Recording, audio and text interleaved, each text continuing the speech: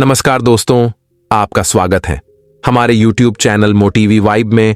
अगर आपको ये गौतम बुद्ध की कहानी अच्छी लगी तो कमेंट बॉक्स में जरूर बताएं। चलिए इस कहानी को शुरू करते हैं। आपने भी देखा होगा कि पूजा पाठ करने वाले लोगों की जिंदगी बुरे काम करने वालों की तुलना में काफी कठिन होती है। यह आपने निश्चित रूप से सोचा होगा, इसलिए चलिए आपको इसका रहस्य बताते हैं। चलिए आपको पुराणों में वर्णित एक कहानी सुनते हैं जो आपको बताएगा कि हर जीव को उसके काम के अनुसार फल मिलता है। अगर कोई अच्छे काम करता है तो उसे अच्छे फल मिलते हैं और बुरे काम करने वाले दुखी होते हैं। श्री कृष्ण ने बताया कि एक गांव में 2 आदमी रहते थे। एक बहुत धार्मिक था और हर दिन मंदिर जाकर भगवान की पूजा करता था, लेकिन दूसरा आदमी जो नास्तिक था हर दिन मंदिर जाता था और अपने पति से धन चुराकर जूते, चप्पल और दाल खरीदता था। एक दिन गांव में भारी बारिश हो रही थी और मंदिर में एकमात्र पुजारी था। नास्तिक आदमी मंदिर गया और सब कुछ चुराकर वहां से चला गया। उस समय एक आस्तिक व्यक्ति भी मंदिर गया और भगवान की पूजा करने लगा। मंदिर के पुजारी ने उसे उसी समय देखा और उसे चोर समझा। वह गांव के बाकी लोगों से बचकर भागने लगा। वह वहां से टकरा गया और घायल हो गया। मंदिर में चोरी करने वाला व्यक्ति आस्तिक को मिला। कल्प बीतने पर भी करोड़ पाप कर्म से नष्ट नहीं होते। जब दोनों मर गए, आस्तिक व्यक्ति ने यमराज से पूछा कि उसके साथ ऐसा क्यों हुआ। यमराज ने कहा कि अगर तुम पर झूठा आरोप लगाया गया तो तुम मर जाओगे, लेकिन तुमने अच्छे काम किए तो बच जाओगे।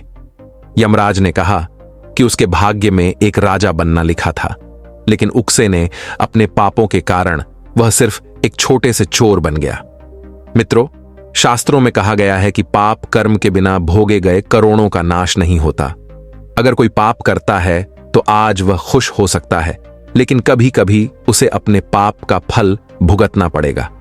यह भी एक कहानी है कि एक बहुत पापी व्यक्ति एक रास्ते से जा रहा था और उसे बहुत सारा सोना मिल गया। उसी रास्ते से एक अच्छे आदमी जा रहा था। उसे एक कांटा लग गया और वह जमीन पर गिर गया। उस स्थान पर कुछ लोगों ने सोचा कि यह बहुत गलत हुआ और दोनों आदमियों की कुंडली ले जाकर एक पंडित को दिखाई। पंडित ने कहा कि पापी व्यक्ति का भाग्य राजा बनना था, लेकिन उसके पाप के कारण अब उसे सिर्फ इतना सोना मिला है। उस भले और धर्मात्मा व्यक्ति के जीवन का आज आखिरी दिन था, लेकिन उसके अच्छे कर्मों की वजह से वह बच गया। क्या बुरे कामों से बच सकते हैं? शास्त्रों में कहा गया है कि हर व्यक्ति को अपने अच्छे और बुरे कामों का परिणाम भुगतना होगा। नेक कामों से अच्छे फल मिलते हैं और बुरे कामों से बुरे फल मिलते हैं। हमें अच्छे और बुरे दोनों कामों का परिणाम भोगना होगा। भगवान श्री कृष्ण ने भगवद गीता में कहा कि कर्म की गति को समझना आसान नहीं है। इसका अर्थ यह है कि यह समझना बहुत मुश्किल है कि किस जन्म में हमने क्या किया है और उसका क्या फल मिलेगा। यह संभव है कि आपने हजारों जन्मों पहले किया होगा जिस पाप के कारण आज आपको इतना बुरा हुआ है। इसके अलावा आप शायद अनजाने में कुछ गलत किया हो जिसके बारे में आपको पता नहीं है। क्या धोखा देकर किए गए पापों का परिणाम मिलता है?